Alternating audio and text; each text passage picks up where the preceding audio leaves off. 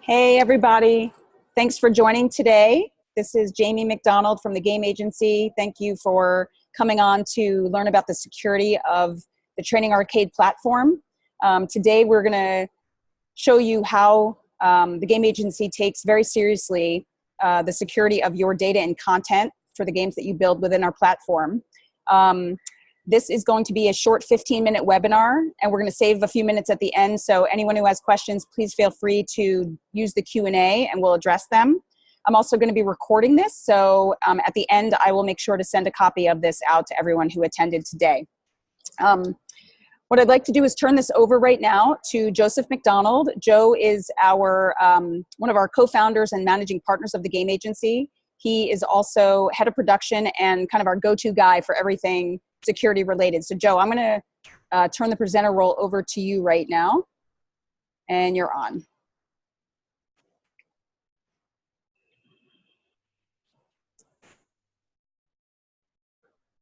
Okay, can you hear me, Jen? Yes, go ahead, Joe. Can hear you. Excellent. Okay, thank you.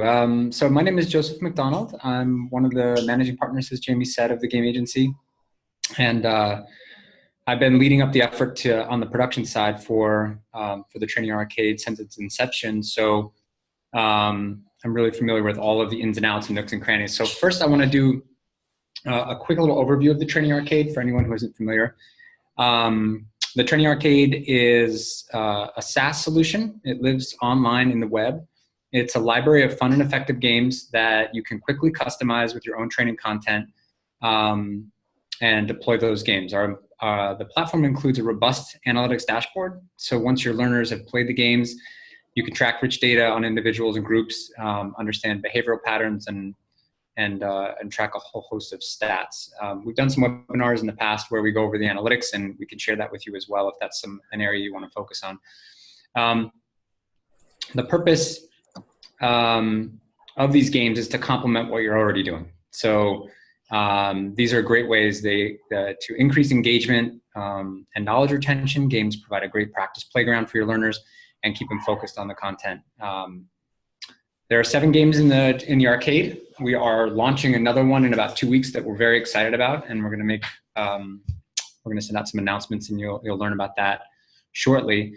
It's a do-it-yourself platform, so we've done all the hard work in the platform. We've created all of the tools and features and capabilities to handle user registration, all the fun game mechanics and animations, make sure that it runs really well on all different devices. So whether they're on a mobile device all the way up to desktop and tablets in between, the games are all optimized across that landscape. So we've done all the hard work on those fronts and try to make it very easy for you to drop in your training and assessment content and very quickly publish. So the games are all Scorm compliant, and we've got Scorm packages that can be downloaded directly from the platform. And the games can be easily embedded into Captivate, Lectora, Articulate, or your authoring tool of choice. So as we get into this, as a company, we've been building games for over 10 years, and we have a heavy focus with our client base in healthcare, finance, and technology. So those industries are highly regulated, and we've cut our teeth on having to ensure that our platforms are stable, scalable, and highly secure. So I'll run through a couple of things really quickly. Some of this is a little bit of kind of technical IT mumbo jumbo, but it's important. So the data on our side is encrypted both in transit and at rest. And what that means is that on our site, we use SSL certificates. It's an HTTPS website, so that it's using kind of standard secure layers on the website itself. And then all of the data that we store on our side is encrypted in the database. So when the data is just sitting there, it's highly encrypted. We conduct on an ongoing basis penetration testing. So we employ third-party companies who come in and do their very best to try and penetrate into the application and into the database, and then report back to us in terms of anything they've seen. And to date, they have never penetrated, but we do that on an ongoing basis. It's what companies that take security seriously do. We have, on the company side, we have a business continuity and disaster recovery plan that we update on a monthly basis. And we do backups of the system on an hourly basis and can pull back up if there was, a big issue, if there was a big storm, if there was a fire, if there was anything like that. We're able to back up and get back up and running very quickly. So what I'm going to do here is share my screen and get into a quick, some of the features of the platform that are probably more, or more what you would be dealing with as you get in and you want to secure the platform. So let me share. Okay. All right, so there's a couple of ways that you can publish and deploy games in the training arcade. This is our backend CMS here. On the left-hand side, you can see all the games that I've built before, that our company's built. So you select one of the games that you built, and when you come into the authoring tool here, there's something that we have called Authorized Player List. And what this allows you to do is basically, as you're creating a course, you can then create the list of players who are authorized to play it. So if the link for the game that you created gets into somebody's hands, and they go to click on it and come play that game, they will not be allowed in unless they register as somebody who's already on this authorized list. Creating an authorized player list is really simple. You can see right here we have a couple of lists already created. I'm just going to move this here. Let's add a player list. So you have a couple of options here. You can, if you have a list of employees that, let's say, make up your leadership team, or if it's the entire company and it's sort of a new initiative, you can upload a CSV file with all of the authorized email addresses in one file swoop. Or if it's a smaller group, you can add people on a one-off basis. So this is new employee training.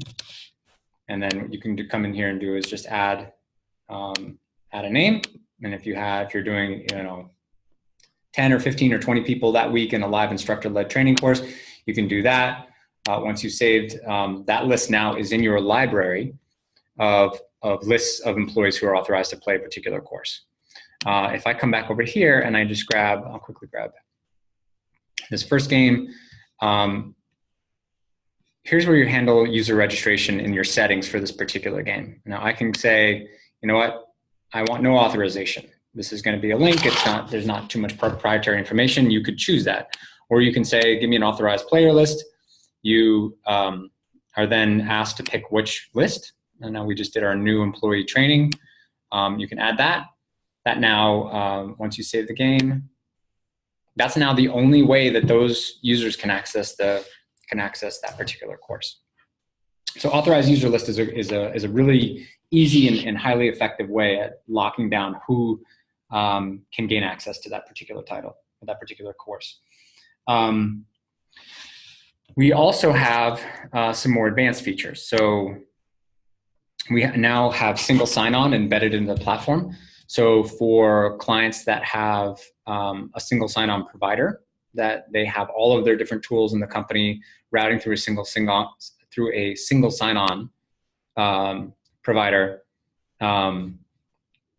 your IT folks or the person in charge of managing that single sign-on service would just come into this tool, and these are all kind of encryption keys and authorization keys that you add to that particular course. You hit save, and there's some stuff that has to happen on the SSO side internally from your IT folks, but that would then allow your users to be signed into your primary system of record. And when they go to click and play on the link, it would confirm with our system that that person's authorized, and they'd be off to the races. So that is that kind of sums up our registration. If I come in here and I will pull this back up, there's some other ways that you can handle registration, but those two features are examples of how to truly lock this down. So authorized player list and single sign-on give you complete control over who can access that particular game. there are also some additional registration. I go no authorized user, but we're going to require registration. This is where you'd set different fields for what you're going to require from the player when they sign on. And I apologize for any background noise if you're picking it up. This is there's some construction next door to our office here. I'm going to quickly go to this Publish tab. So once you've created a course, there's a few things you can do. You can take every game is provided gets a unique web link. So this is the web link for this particular course. If I copy it and I open up a fresh browser here and drop in, that's how you access that particular game. So when I come back here, there's this additional layer that you can set that URL to private. And what that will do is it essentially adds a unique hash, a unique code or key at the end of that URL, which means that no one could accidentally stumble upon your link. It's going to have some, if I do this here, you'll see it. So only authenticated users can access the game who have that link with that unique key. So that's one additional layer. And then down here, for ease of publishing into your LMS, are our Scorm package downloads. So I clicked on the Scorm 1.2. It dropped a Scorm zip file here. If you load that into your LMS, this comes with all of the information on this particular game. What URL link does your LMS need to call out to do it? It also has the HTML iframe code built into it. So so literally there's nothing else for you to do on the LMS side. You load that course in, and that course will appear on your LMS, and players can access the game and be playing the game. So James, I think that covers all of the stuff we had on the list for things to do. So we can open up for any questions. Great. Open the Q&A here. Yeah, there's a chat feature. So anyone on the call right now, if you have a question, please type it in and we can address that for you. It looks like there may be one question, Joe, from Letitia. I don't know if you can see this, Joe, but is there a way to bulk upload a list of authorized players? Is there a limit on the number of authorized players that can be added to any single list or course or in total? So Letitia, as far as bulk uploading lists, yes, absolutely. You can upload a CSV file with a list of users. And then Joe, do you want to address any limitations on number of authorized players? Yeah, no, there is no limit. We do have some subscription tiers. But outside of that, in terms of, I think we have a subscription tier that takes it up to 5,000 users and then a subscription north of 5,000. But there's no technical limitation to it at all. So Our games, we want people to be playing our games, and from a administration perspective, access to the Training Arcade gives you the ability to create as many games, unique games as you want, and we encourage that. And then the same thing on the player side. We really want as many of your employees to have access to these games because of the benefit that they can bring. So we've tried to reduce those limitations and really bring them down. And Joe, one more question came in. I don't know if you saw it, but they want to know how do we remove lists if they're required for like GDPR or government, a list that's already in there? How do they take that out? So there's two ways that we're handling GDPR specifically. So if there's ever a need, if someone's requested specifically, one particular user has said, please remove my data, or I don't want it in there, or you want to remove an entire list, we're happy to do that for you just through customer support or reaching out to the business person who you first got introduced to the platform on, and we can do that manually for you. But yes, otherwise you can delete lists from the master list. So in this section here, you have your player list. This is where you create and modify your list. That's where you would delete. There's no way to delete from an existing list. So if you've created a list and it's got 10 people on it, and you then want to remove a person from that list, then the method is to create a second list with 9 people on it, and you remove that player from there.